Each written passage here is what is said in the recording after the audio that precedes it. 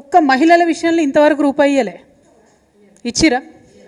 అదే అక్కడ పెద్ద పెద్ద వ్యాపారవేత్తలు బ్యాంకులను మొత్తం లూటీ చేసి లోన్లు ఎగబెడితే 16.5 లక్షల కోట్ల రుణము మాఫీ చేసి, వాళ్ళు ఎక్కువ మంది కూడా లేరు, 15-20 మంది ఉన్నారు అంతే.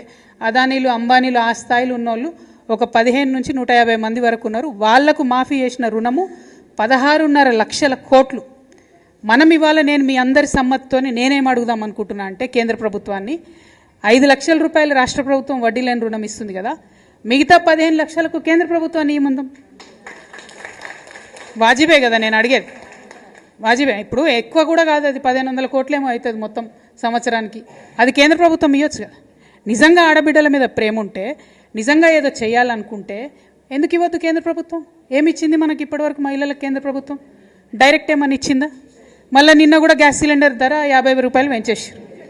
అవునా కదా? ఎందుకు పెంచుతారో అర్థమవుతలేదు. అక్కడనేమో ఇంటర్నేషనల్ మార్కెట్లో రేట్లు తగ్గుతున్నాయి, వీళ్ళేమో పెంచుతున్నారు. ఎందుకు పెంచుతున్నారంటే మా మోడీ ఇంత గొప్పోడు అంత గొప్పోడు అంటారు. ఎంత గొప్పోడైతే మాకేంది భయ్, ఇంటికి 50 రూపాయలు పెన్షన్ మాకు టెన్షన్ పెడుతురు కదా. నేననేది ఏంటంటే కేంద్ర ప్రభుత్వం డైరెక్ట్గా ఇంతవరకు ఆడబిడ్డలకి